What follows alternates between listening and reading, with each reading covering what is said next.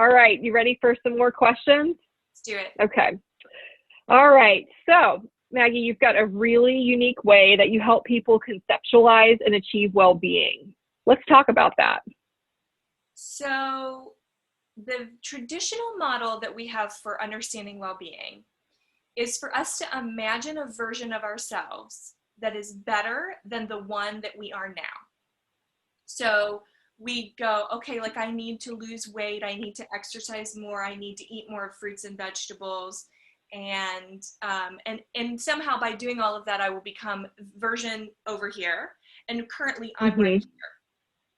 And so then we decide that there will be strategic behavior change to get us over here. So there's two problems with the way that we traditionally conceptualize well-being. Well, three. First is somebody else set the goal line, not you.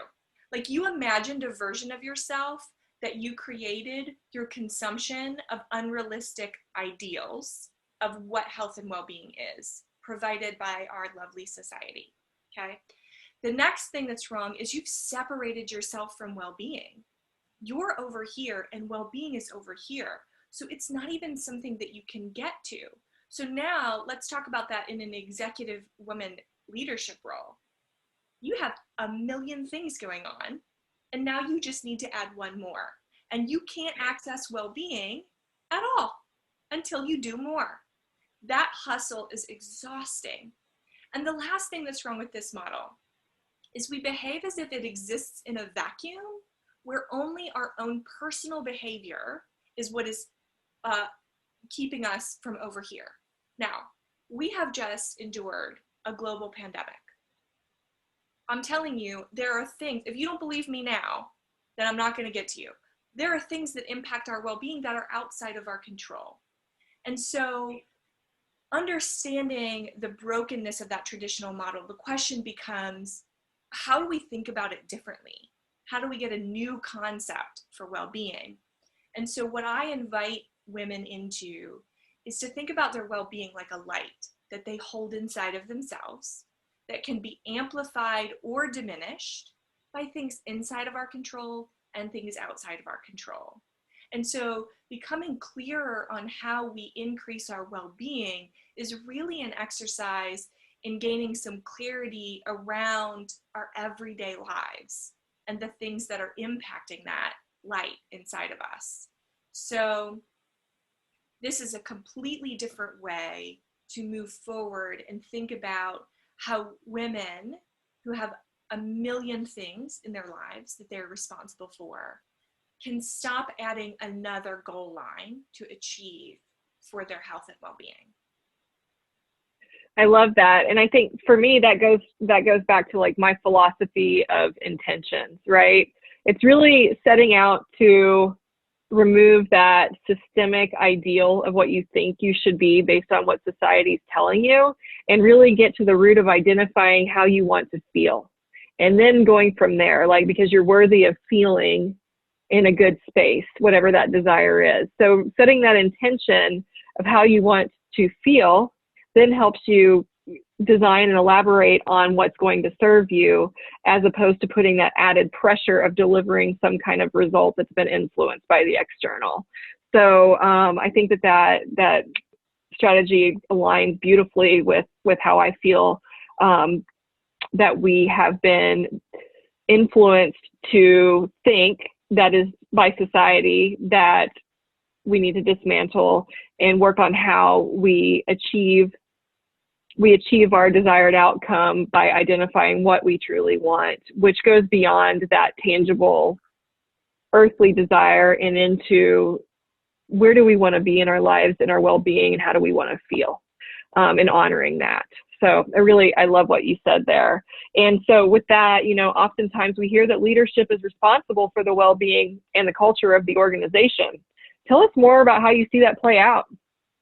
Well, when I go into organizations, I have employees that will come and say, help me with my diet, help me with my exercise. And, and then, we'll build from that new concept of well-being, not the traditional model.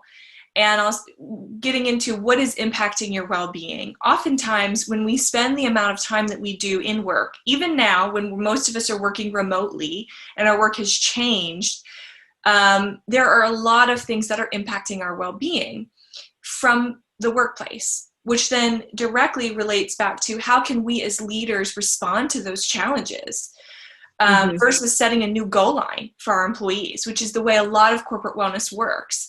And so when we talk about, these idealized versions of the workplace where people are thriving and engaged and inherently motivated and productive, this is what we want, but then we have to recognize how the system of the workplace is impacting that. And I think most leaders inherently get that. And so when I talk to leaders, they're like, I don't know what I don't know. And I'm fairly exacerbated by continuously trying to create this environment for people that feels like I cannot possibly get to a place where I can meet everyone's needs, because well-being is complex and dynamic and nuanced, right?